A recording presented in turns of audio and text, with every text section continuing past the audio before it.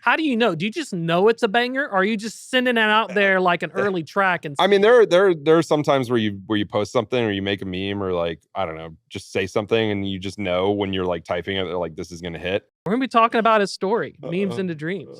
Yeah, You got the hats. You've got best of both worlds. yeah, we got a lot going on, man. Yeah. How did you get into this crazy industry?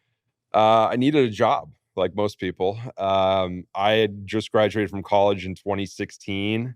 I moved to Boston because my now wife was living there, and I was like, I didn't have any leads on a job. I just literally just graduated and moved out. A buddy of mine who was a year older than me in school had worked at Echo as a carrier sales rep, and he was like, "Hey, we have a Boston office. You should apply." And I was like, "I don't know what a freight brokerage is. I have no idea." But I read the job description, and it said that you got to look at maps, and I'm like, I love maps. Like I'm a big map guy, so sounds good. So I interviewed, got the job offer, and I was like, it was the first. It was the basically the. I think I did one other interview for like some marketing firm, ironically, and I was like, no, I don't. I'm not interested in that at all. And so anyway, I took the freight brokerage job, carrier sales, in Boston for Echo, and I did that for. I was there for 3 years, and then I moved to Chicago to go check out the HQ, and still doing carrier sales.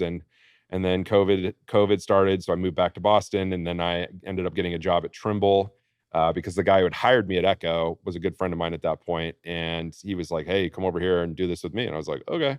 So I did that, and I worked there for a year and a month, and then I got laid off. So that would have been March of 22, and then in March of 22, I did a little freight brokering on the side, 1099 stuff for a buddy of mine who has an Armstrong agency. So I did kind of cradle to grave stuff with him.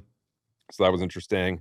And then basically around the same time, I just kind of started experimenting with doing my own things. So um, basically from 22 to, I guess, 24 May, I just did a bunch of random stuff. Like I started an online freight community in Discord and was doing events in there, got a bunch of people in there. And I had Lost Freight, which was just an online program that a buddy of mine and I built for trucking companies, just a little SaaS tool. Did that, started selling hats, and just all of it was kind of just fed by screwing around on the internet, making memes, just stirring the pot, basically.